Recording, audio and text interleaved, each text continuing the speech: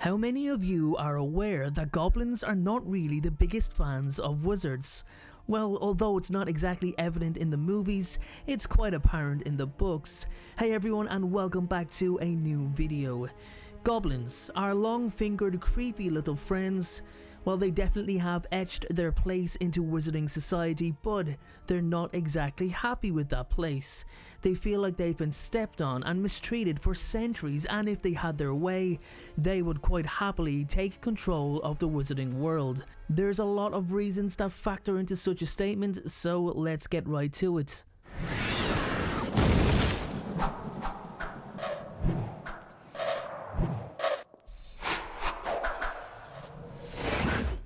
Goblins are considered second-rate creatures by wizarding society. As a matter of fact, the ministry labels them as creatures of near-human intelligence. Near-human intelligence. They can talk, hold conversations, write books, add and subtract, but are only looked upon as near-human intelligence. It's quite contradictory, as they have complete control over the finances of the wizarding world with the ownership of Gringotts Bank, and therefore control over the economy itself. They are extremely goal-orientated and very heavily money-focused. I think it's pretty obvious even at this rate as to why goblins are kept at the level they're at, but we've got a whole lot more to talk about, so let's keep going because I've probably left out the most important thing up until now.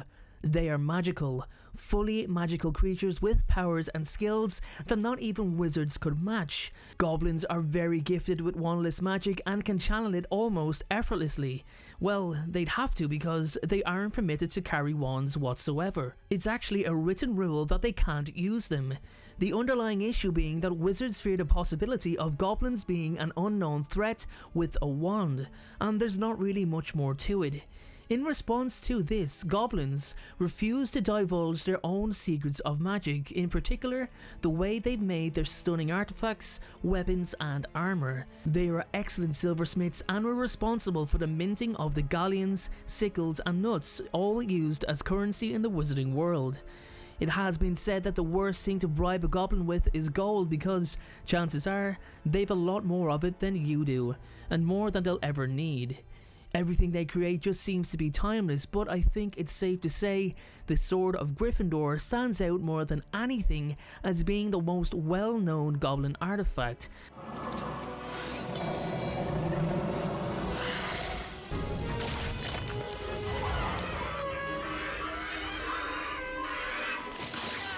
Something that's treasured by wizarding society as its craftsmanship is unrivaled. One of the biggest arguments from goblins is that the sword belongs to them and has been stolen, despite it actually being created for and sold to Godric Gryffindor. It is of their belief that any goblin creation will always belong to that goblin, and the sale of the item is only binding until the holder dies, of which the item must then be returned. It's pretty silly, but it's goblin custom, so we'll go with it. Despite everything they offer, they've been looked down upon for so long by wizardkind. It's probably best represented by the depiction in the statue in the fountain at the ministry's lobby, where they're seen looking up in awe of wizards along with elves.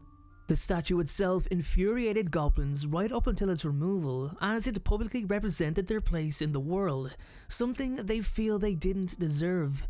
They could more than likely take control of the wizarding world if they did in fact have wands, as they have so many different aspects of magic within them. Don't forget, they are fully magical creatures. They aren't born with a gene. There's no goblin squibs or anything of the sort. And speaking of controlling the community, they basically already do with the running of Gringotts Bank, as I've mentioned, and the amount of people who already owe them money. It wasn't as if they didn't try before though. There have been several goblin rebellions throughout the 16th, 17th and 18th centuries, rebellions that definitely made a mark. They refused to be subservient as elves did. They refused to look at themselves as anything less than equals, and all rebellions were labelled as bloody and vicious, which basically means quite a big loss of life. Even today, there's secret goblin groups plotting against the current government, but I can't imagine anything would ever be taken public anyway. Minister for Magic and leader of that government, Cornelius Fudge, actually wanted to remove goblins from control of the economy's finances. He wanted to take Gringotts Bank as a government-owned establishment and employ wizards there instead. But the proposed plan was met with fierce backlash, and even Cornelius himself worried what the reaction would have been too. More than likely another rebellion. Goblins even refused to stand with the Aurors and the government when Voldemort came into power. They would not take up arms against him.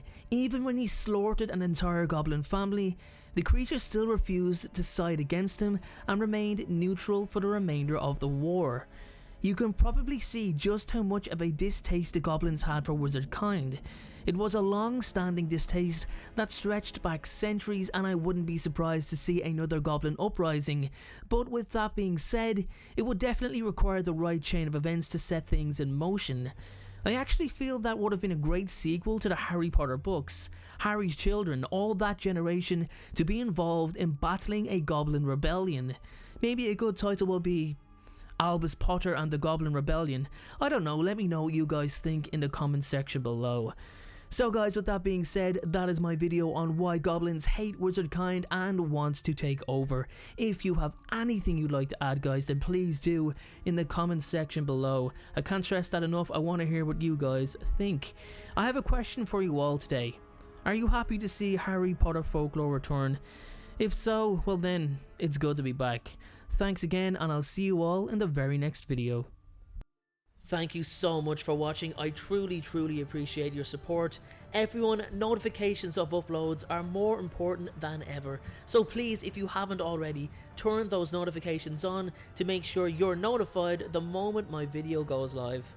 Making videos is what I love to do. It's my dream and my passion. However, it does cost time and money to produce this content. So if you have $1 to spare to support me on Patreon in exchange for some exclusive unseen content, then you can click the Patreon link below or at the end of this video. Please only support me if you can afford it. And make sure to follow me on Instagram at InstaDNJ and on Twitter at PotterFolklore. Check out my other videos appearing on screen, and please make sure, most importantly, to hit that subscribe button. Thanks again everyone, and please have a great day.